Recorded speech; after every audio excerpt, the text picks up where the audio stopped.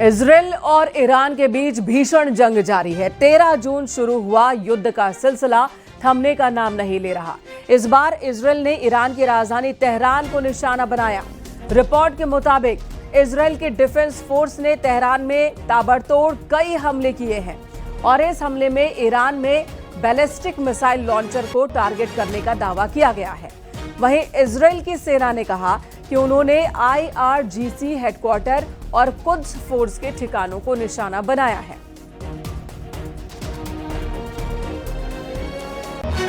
ये तस्वीरें आपको दिखा रहे हैं, चाहे तेहरान हो या फिर कई और महत्वपूर्ण शहर, ईरान और इजरायल दोनों ही जगहों पर भयंकर मिसाइल दागे जा रहे हैं। एक दूसरे के तरफ से भारी नुकसान का दावा किया जा रहा है। छठा दिन है इजरायल और ईरान के बीच सीधे युद्ध का।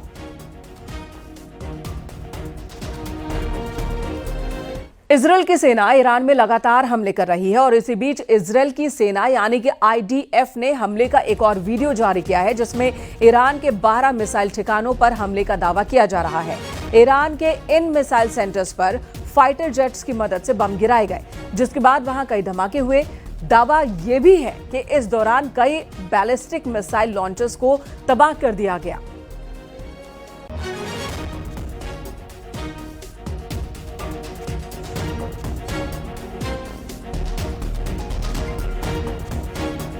वहीं अमेरिकी राष्ट्रपति डोनाल्ड ट्रंप ने खामेनेई को एक बड़ा बयान दिया है। उसे लेकर डोनाल्ड ट्रंप ने कहा कि हमें पता है कि ईरान के सुप्रीम लीडर खामेनेई कहां छिपे हैं। हम आसानी से खामेनेई को टारगेट कर सकते हैं, लेकिन अभी हम खामेनेई को टारगेट नहीं करेंगे, उन्हें नहीं मारेंगे। ट्रंप ने यहां तक कहा कि हमारा धैर्य खत्म हो रहा है और ईरान को बिना शर्त सरेंडर कर देना चाहिए। बातचीत का वक्त खत्म हो चुका है। ईरान ने बहुत देरी कर दी है। हम आम लोगों और अमेरिकी सैनिकों को मिसाइल हमलों का शिकार नहीं बनाना चाहते हैं।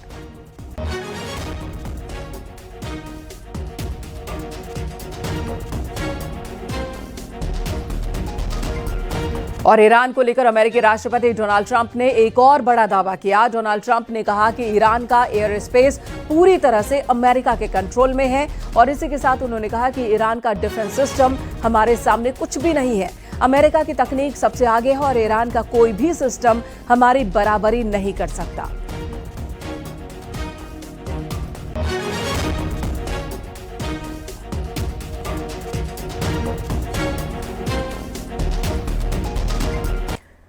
तो इजरायल ने तेहरान पर भीषण हमला शुरू कर दिया है। तेहरान पर मिसाइलों की बौछार हो रही है। वहीं ट्रंप ने कहा कि ईरान के एटमी अड्डे की तबाही तक युद्ध चलता रहेगा।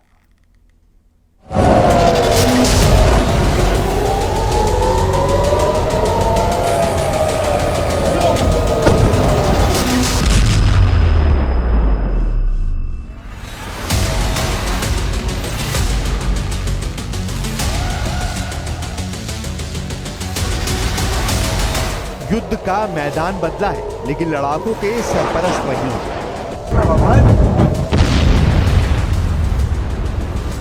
हथियार उन्हीं के हैं, तबाही की जगह भर बदली है।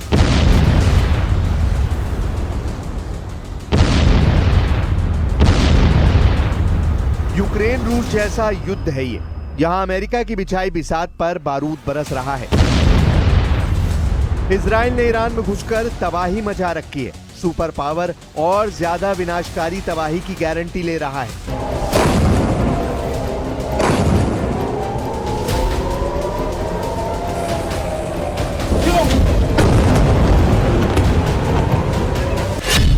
ट्रंप की धमकी, इजराइल ईरान युद्ध नहीं रुकेगा। नेतन्याहू की चेतावनी, खामनेई के खात्मे तक युद्ध चलेगा।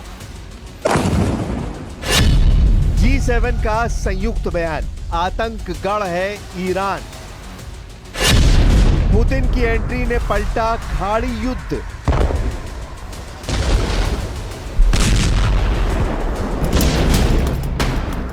तेहरान में मिसाइल धमाकों में जितनी तेजी आती जा रही है, उतनी ही महाशक्तियों की युद्ध में एंट्री होती जा रही है। इजराइल ईरान का बारूदी टकराव महायुद्ध बन चुका है। दो धड़े में बढ़ चुके देश खून खराबे की धमकियों से आगे बढ़ चुके हैं। अमेरिका ने अपने जंगी हथियारों को वॉर जोन में तैनात करना शुरू कर दिया है। ट्रंप ने कनाडा में हो रहे G7 शिखर सम्मेलन से उल्टे पांव अमेरिका लौटने का फैसला कर पूरी दुनिया को चौंका दिया है। कनाडा से वापस लौटते हुए ट्रंप ने जो धमकी दी, उसने साफ कर दिया कि ईरान युद्ध में बहुत बड़े झटके झेलने वाला है।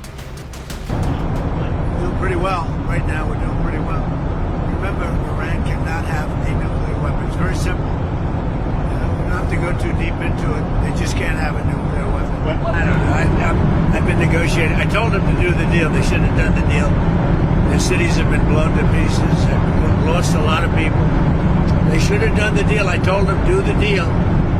So I don't know. I'm not too much in a mood to negotiate. Trump का मिशन ईरान के एटम बम के खात्मे का है। नेतन्याहू का मकसद ईरान के सुप्रीम लीडर के सफाए का है।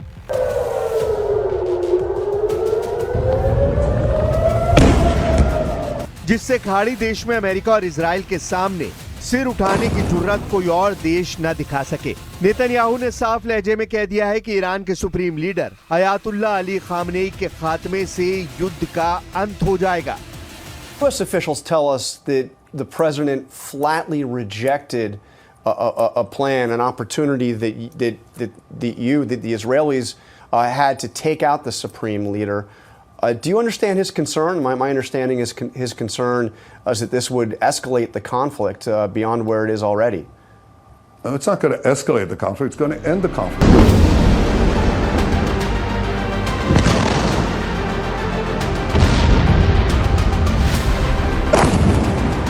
इजराइल ने ऐलान कर दिया, यह ऐलान युद्ध को एटमी घमासान बनाने जा रहा है, क्योंकि इजराइल ने जो तय किया वो होकर रहता है। इजराइल दुश्मन के सबसे बड़े चेहरे का सफाया करने के लिए कुख्यात है। इजराइल ने जिससे भी लड़ाई शुरू की है, उस ग्रुप या देश के सुप्रीम लीडर को मार डाला है। ईरान के सुप्रीम लीडर की मौत को नेतन्याहू ने युद्ध के अंत का सबसे बेहतरीन तरीका बता डाला है। तो नाम गिनते जाइए, चेहरे पहचानते जाइए। इजराइल के दुश्मनों का खात्मा कैसे कैसे हुआ, कहां कहां हुआ, नेतन्याहू का सबसे बड़ा मिशन कैसे पॉसिबल होगा, इसे भी जानेंगे। इजराइल का पहला दुश्मन हमास का चीफ इस्माइल हानिया। इजराइल ने उसे ईरान की राजधानी तेहरान में बम धमाके में उड़ाया। इजराइल का दूसरा दुश्मन Hezbollah chief Hassan Nasrallah. Israel ने नसरल्लाह को बैरूत में उसके अंडरग्राउंड बंकर को बर्बाद कर मार डाला। इजराइल का दुश्मन नंबर 3 ईरान के इस्लामिक रेवोल्यूशनरी गार्ड्स कोर के सुप्रीम कमांडर हुसैन सलामी को इजराइल ने बम बरसाकर मौत दी।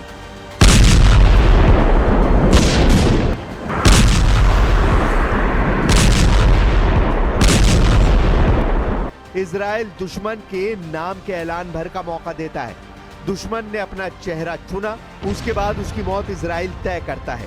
लेकिन अली खामनेई किसी लड़ाका ग्रुप के लीडर नहीं, वो ईरान के सर्वोच्च लीडर हैं, जिनके लिए ईरान का बच्चा बच्चा जान दांव पर लगाने के लिए तैयार है।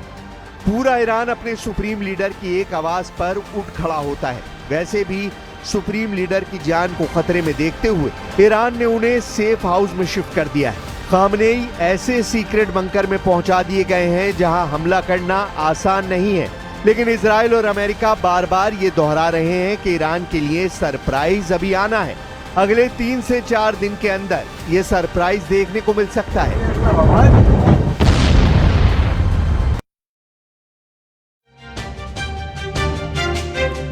और इस जंग में सबसे बड़ी वार्निंग नेतन्याहू की तरफ से आई है। इजराइल के टारगेट पर अब ईरान के सर्वोच्च नेता अली खामेनेई नजर आ रहे हैं।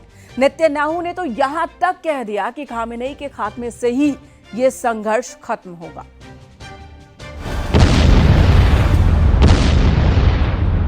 दावा यह भी किया जा रहा है कि हिजबुल्लाह के खिलाफ जैसे पेजर और मोबाइल बम का इस्तेमाल हुआ, उससे कहीं ज्यादा विनाशकारी हमले इजराइल करने की तैयारी में है। इजराइल ने अब तक ईरान के एटमी अड्डे, मिसाइल बेस को तबाह करने पर पूरा फोकस कर रखा है। इस बीच ईरान ने जितने भी सैन्य कमांडर मिलते जा रहे हैं, उन्हें इजराइल मौत के घाट उतारता जा रहा है। इजराइल ने दावा किया है कि उसने ईरान के शीर्ष सैन्य कमांडर अली शादमानी को मार डाला है। शादमानी खातम अल अंबिया सेंट्रल हेडक्वार्टर के चीफ थे। अली शादमानी को सुप्रीम लीडर अली खामनेई का बेहद करीबी बताया जाता था। शादमानी को कमांडर गुलाम अली राशिद की मौत के बाद हाल में ही पद सौंपा गया था।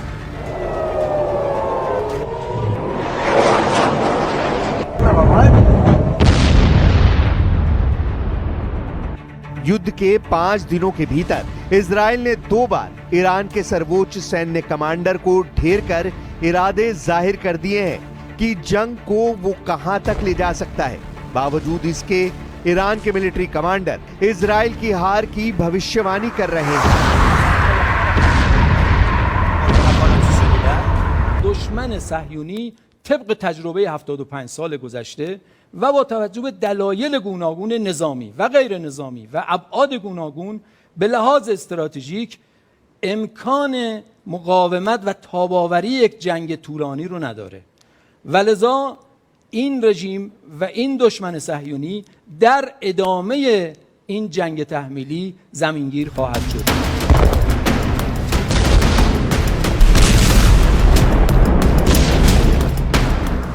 लेकिन अमेरिका के रहते ईरान इजराइल को कैसे हरा पाएगा? ट्रंप के खुलकर इजराइल के समर्थन के ऐलान के साथ ही युद्ध सबसे विध्वंसक दौर में पहुंच गया है। सुपर पावर ने इजराइल को हथियारों की सप्लाई में तूफानी तेजी दिखाई है।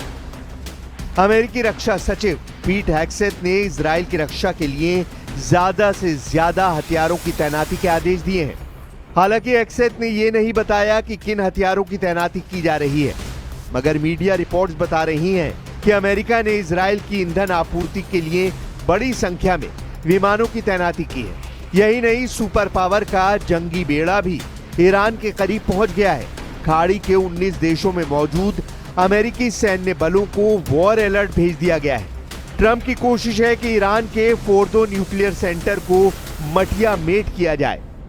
ये सिर्फ अमेरिका के बमवर्षक B-2 स्पिरिट और बंकर बस्टर बम के डबल अटैक से मुमकिन है। अमेरिका चाहे तो ईरान के फोर्दो एटमी सेंटर की कंक्रीट की दीवार को चीर फाड़ सकता है।